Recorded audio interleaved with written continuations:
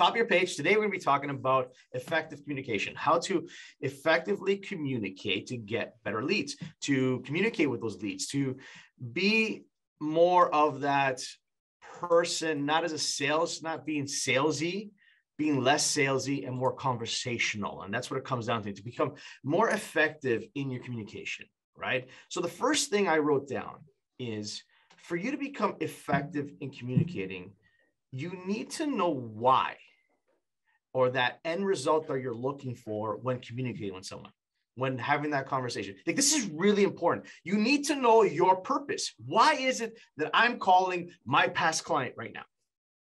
Is it because I'm looking at just staying in touch? Hey, how's it going? How's the family? How are you doing? Happy holidays. Is that my purpose?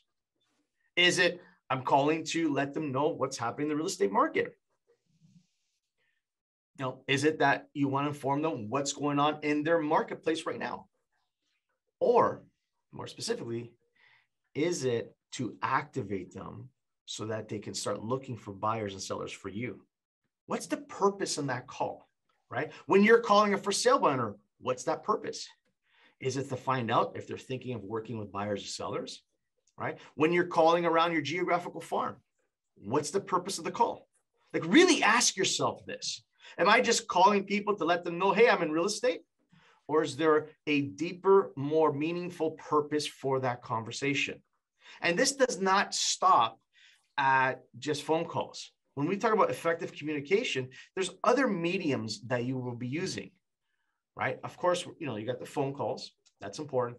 You have face-to-face, but you also have text messaging people, emailing people directly, DMing people, the posts that you put on your social media platforms, right? Videos that you create. See, everything has a purpose. What's the purpose for that? And what's the message that you're trying to get out there? And when we talk about hours of power, we are talking about the phone calls, the emails, the text messages, the direct and the responses that you have with the videos that you put out there. If I put out a video with some content and people are replying to that video and I'm having actual messages going back and forth, that's considered an hour of power. That's part of that. That's that you connecting with others to try and get something out of it, right? If I send that out and 100 people look at it, but 3 people, I'm having like meaningful like back and forth comments, that's part of the hours of power. That's the medium you're using for your message. So to become an effective communicator, you need to really understand, what is my purpose to this conversation? What am I looking for?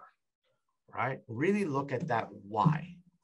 Then the next thing we want to look at is, once you figure out, hey, this is my why, this is what I'm going for. I want to activate my past client. That's the purpose. Now the question is, what are you asking them?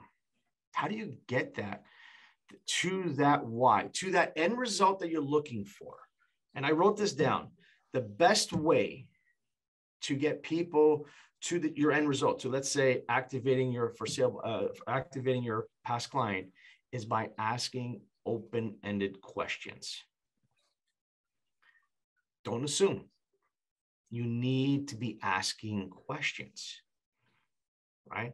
So not yes, no questions. Just so you know the difference. A yes, no question is not an open-ended question. Why do we ask open-ended questions to get to our end result? Gets people talking. Exactly it. Again, we're not assuming. We're getting the consumer to go back and forth with you here, right? Open-ended questions allows them to think. And this is real powerful, because most, all of us through life have been said the word no like millions of times. Like, no, no, no, you can't do this. No, no, no, no. So it's the automatic no that happens when you ask yes, no questions. So if I say to you, hey, Anthony, do you want to buy or sell a home? And you say no. It's the same idea. If you think back to the last time you went to a store, every intention in buying something in the store, salesperson comes up to you and, hey, how can I help you? No, I'm just looking. It's the automatic no. We all do it. However, if we ask open-ended questions, now that's going through the subconscious mind a little bit different. Now it's not a yes, no. They actually have to think about it. So what you're doing is you're getting them out of their kind of that routine, that subconscious mind that they're, walking through life with. and moving them over to their conscious mind where they have to think about that question, right? And that is a major game changer here. So what do we do? What do we ask them? Again, the questions you're going to ask them is based upon the answers, the end result that you're looking for. It always goes back to what it is that you're looking for, right? What's the purpose of that conversation? What's the purpose of that call, right? So we're asking them open-ended questions. Now, a key to effect, I want you to write this down. Ask the question, open-ended question. This is the formula. Whatever they say, I need you to repeat what they say. Real key. Repeat what they say. After you repeat what they say, I need you to give them approval. Give them approval. Hierarchy of needs is always the acceptance, right? So we're looking for approval. So if I ask the question, hey, have you had, if I go to, I'm calling my database and I give them, and I call them up and I said, who do you know that may be thinking of selling or buying a home? They have to think about it, right? They may say, no, I can't think of anyone. Whatever they say, whatever the answer is, okay, so you can't think of one. I appreciate you taking the time to think about it. That's giving me approval, right? Very important when it comes to effective communication, right? We always want to leave that with the clients. The next part is immediately going to the next question. No pauses, so we need to ask the question, repeat, give them approval, and then jump into the next question. No pauses from there, right? Does that make sense? So when making your calls, connecting with people face-to-face, whatever it may be, when we look at this, it sounds simple enough, but it's not. Unless you need to have a plan. And the plan is questions that you're going to be asking for that scenario with the end result that you're looking for. So if I'm calling my database, right? What is my purpose? Let's say it's to activate the database. I want to find out who they know that like to buy or sell a home with me. Now, the purpose of a script is to keep you in line to asking the questions. You open up, who do you know that like to buy or sell a home in the near future? Your brother, great. Can I give him a call? Whatever it may be. Now, is that a great formula? Like if just coming out of the box and just saying, hey, who do you know that wants to buy or sell a home? It's not. It's not. So you got to be very careful with just going with that approach. So the next part to this is make sure that when you're coming to the call, you bring value. You need to bring value to the call. And this is with anyone. If I'm calling a geographical farm, for example, I'm not going to call them up and say, hey, Mr. and Mrs. Seller, you want to sell your home? Like, when are you planning on moving? Like, it's not going to be that approach, right? Very key for effective communication is you need to bring value to that conversation.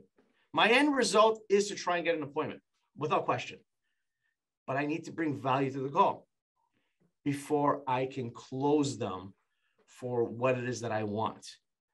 So in any conversation that you're having, when you're making your calls to a for sale by owner, what's the value you can bring to the call? When I'm calling an expired listing, what's the value you bring to the call before you close them for an appointment? Right? And this is going to be, again, a game changer when it comes to effective communication, right? So 2 things there. 1 is know what your end result is. 2, in effective communication, understand that it is repeating, approving, making sure that they are not negated in any shape, way, or form. You're giving them positive feedback. You're giving them approval to what it is that their answer is. And number 3 is we're bringing value to the call initially. So we bring value to the call initially. Once you do that, you can then segue into what it is that you want from the call. All right, now let's look at videos. How does that work when there's no one on the other end? Right, and that's important to understand is how does that work? Well, what's the end result you're looking for? Make sure that that message is put in there. So you got to bring the value first, right? So in my video, in my post, what's the value I bring to the table before I ask for my end result, what I want to get from this, right? For example, I may come in and say, here's market statistics. Here's what's happening on market right now, blah, blah, blah, blah, blah, blah, right? And then at the end, I'm going to come in with my CTA, my call to action. If you'd like to get more information on this, then boom, right? Now, Can you make that more effective? Of course you can, right? With your posts, tying it all together, your phone calls. So when looking at communicating with your database, with anyone in general, it's key to have an idea of what it is that you want at the end. And now let's put it all together. What do those questions look like? Do you have questions to get you to that end result? Are they posted in front of you? Do you have them on your board? Have you taken the time to think about this? Hey, I want to get this out of this particular client or this particular lead. What are the questions that I should be asking them? Have you written them down? Well, there's tons of stuff in the Loom that you can go into. There's my documents. You can look at it. And the key that Tom says is don't practice on your leads. Make sure you take the time to look at the conversation, think in your head, this is what I want to get out of it. So this is how I'm going to pace it out. I'm going to ask this question, repeat what they say, approve it, go right into the next question, right? Here's the next question. This is what's going to lead me on. Now, by asking questions, repeating and approving, what that does for you is it builds rapport between you and the other person. Whether it's face-to-face or on the line or texting, it's building that rapport with them, right? And that is the second purpose of having a script. First purpose is, of course, knowing what to say. Second purpose is to build rapport with the consumer. And of course, the last purpose of a script is to pace and lead the conversation to that end result that we started this off. What's the purpose of the call, right? I want to get to here, right? These are the questions I'm going to use. It's going to help me build that trust with the client. It's going to get them feeling comfortable with me. I'm going to have them bring some value to that conversation, whatever it may be. But then ultimately, I'm going to set that listing appointment. All right. I'm going to find a new lead. All right. So any questions regarding what I discussed right now? Anything anyone wants to add to it? Anything that I missed? All right, so today's an easy one, man. We're talking about effective communication, right? If that's the case, then please unmute yourselves. This one's an easy one, right? Everyone unmute themselves. Big question. What day is today? Money-making day. Right, it's a money-making day. So what do you need to do in your business right now to help you move the needle? Hey, number one, call those old leads for sure, without question. You guys are awesome. I'll talk to all of you tomorrow. Thanks so much. Thanks, Danny.